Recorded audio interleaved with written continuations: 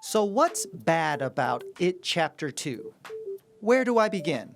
I'm going to review the sequel to the 2017 smash horror film that was a commercial success and it was critically well received. But the sequel is here and I'm here to tell you that it is an epic failure. In this review, I'm going to talk a little bit about what I appreciate about the film, all of the problems, and whether or not I think you should see it or skip it in today's review of It Chapter 2. Listen, I'm not a fool. I know everybody's going to see this movie, but let's really dissect and talk about it critically as a piece of art and entertainment.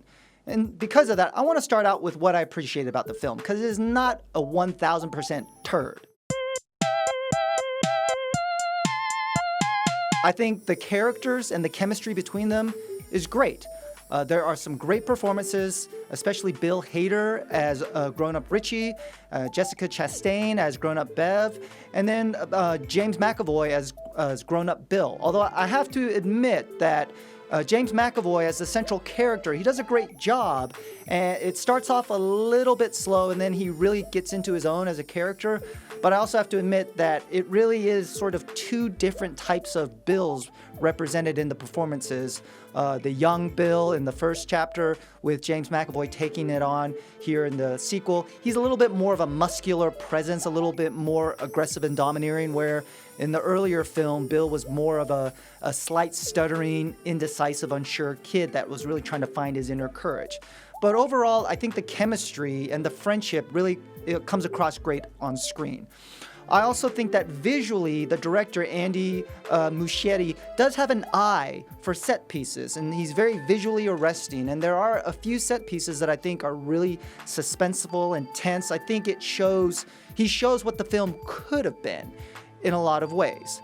But now I really have basically talked about everything that I enjoyed about the film. So let's now move into what I think is an epic misfire. Here is the bad. So what is bad about It Chapter 2? And seriously, where do I begin? I actually wrote down a lot of notes because I want to make sure I don't miss out on telling you all the things that I think are problematic or underwhelming about this film. And let's start out with the runtime. This is a horror film that's 2 hours and 50 minutes long. Let me say that again. 2 hours and 50 minutes long. And let me tell you right from the get-go, it does not earn its runtime. I estimate at least 7 times during the film, I checked my watch, because even though it has all of that time, there still seems to be too many characters, not enough backstory, the pacing is all over the place. There's not a lot of depth. There's too many set pieces and tangential plot lines. It doesn't earn the time. It wastes it. Now, I have no problem with long films. I have no problem with long films even if the subject matter is not overly dramatic or serious. But this film's pacing, at certain points, it's boring. At other points that it has, like I said, a couple of really suspenseful set pieces. This film is too funny than it should be. It's not scary or suspenseful enough as it should be for a psychological horror film. So in a lot of ways, by the time it was over, I was ready to leave the theater. Let's also talk about the scares, because it really is a lot of jump scares, but it is not a scary movie. It really isn't. There were 3 specific set pieces that I thought were very suspenseful and nerve-wracking and taunt, and I was genuinely scared about what was going to happen. But here's the problem. 2 out of those 3 scenes, none of the primary characters are involved. And in one of those scenes, only one primary character is involved. So you have the opening scene where it really kind of introduces Pennywise coming back to Derry 27 years later. You have a scene with a little girl under the bleachers when she meets Pennywise. And then there's a scene where Bill is in a house of mirrors trying to save a little boy from Pennywise. Those 3 scenes are very tense. And the director allows the time to unfold to where it's not really rushed and poorly edited. But the rest of the movie is poorly edited, it's poorly paced, it jumps back and forth between different time periods and characters. Whenever the adult characters are by themselves, I think the movie really suffers and loses a lot of steam. The other thing about the scares that really undercuts the tenseness of the film is that it's an over-reliance on CGI. The scares, in a lot of ways, it's not really about Pennywise most of the time. It's about these giant troll women. It's about fortune cookie monsters coming to life. It's all of these things that are clearly computer generated. It's hokey. It's really more in the spirit of a lot of the John Carpenter films of the 80s, like The Thing. And it just doesn't really fit thematically the tone of the film. So you have this great ensemble of actors doing their best with, I think, really subpar material and sensibilities about the scares. When we think about the CGI, I got to call out something that was completely distracting and took me out of the film, which is, for some reason, a film that's really kind of anchored about supernatural and fantastical terror and evil and fear. They decide that the most realistic thing that they really want to go for is to make the child actors still look like they haven't aged, even though the first film was probably shot about 3 to 4 years ago. And so when there are flashback scenes with the child actors of the Loser Club, they've used computer-generated effects to make them still look the same age, and it is completely distracting. It's completely distracting. If you have seen Rogue One and what they did with some of the characters there, or if you even saw Batman v Superman and what the filmmakers did to Henry Cavill's upper lip as they had to remove the mustache because he was still filming Mission Impossible Fallout.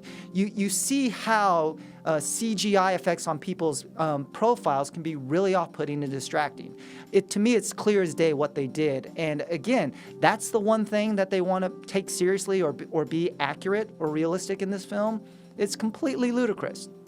There's also a couple set pieces that were scary and frightening, but they probably are a little bit problematic in the film because they don't really involve the supernatural entity of Pennywise, but they're really about real life evil and violence against other humans. And the film starts out with a very graphic hate crime, a homophobic hate crime, that in some ways is used as a way of introducing Pennywise back into the town of Derry. But it's probably the most graphic and realistic scene of violence in the film, and that's what they chose to do. And then it really has no catharsis or any implications into the rest of the film. So it's sort of a really trite plot device. The second one is when we meet grown-up Bev for the first time, and we see her struggling with her husband, who turns out to be a very violent domestic abuser. And again, you see this real-life, human-on-human violence that is very graphic and realistic and gritty in its depiction. But then, again, there's no catharsis or payoff, or it's not really further explored in the movie. So both of those are the most realistic and unsettling set pieces of violence, and they really are just simplistic plot devices. And the rest of the time that they use really hokey scares and hokey themes that they don't really dig deeply into. And so I kind of found that very off-putting. I didn't know what to make of that the filmmakers, maybe they tried to be sensitive to those topics, but in the end it feels like it's in the wrong movie. And so I could go on and on and on and on. I really could about this movie. But by the end, again, the rules of Pennywise and how he operates, why he doesn't just kill these characters over and over and over again. He has so many chances throughout the film, and he doesn't. I can take people doing stupid things for a little bit of a while, but for 2 hours and 50 minutes, it starts to really wear on you as an audience viewer, as a viewer. So what's my verdict? Should you see this or skip it? Hello, you should skip this. But I am not stupid. I know you're going to see it. I wanted to see this film too. I had reservations going into it, but when there's a movie this big, if you love film, if you love to talk about film and dissect it, you go see movies even if you suspect that it's not going to be an overall great experience. I'm predicting more people are going to be let down and disappointed by It Chapter 2 than enjoyed the first chapter of this film. But I want to hear what your thoughts and reviews are. Do you think I'm making too much out of a film that's essentially supposed to be an escapist popcorn film to kind of usher in the fall season and provide some genuine scares and nostalgia? Or are you like me, that you really feel like this film was poorly executed, it's poorly constructed, the pacing and tone is all over the place, and that becomes more distracting and it's harder to forgive or overlook? Leave me your thoughts, your opinions, your reviews in the comment section below. You're also welcome to leave me a recommendation of a film that you would like for me to review here on Shrink Tank. Well, until next time, thanks for watching. I'm Jonathan Hederle, and I will see you at the movies.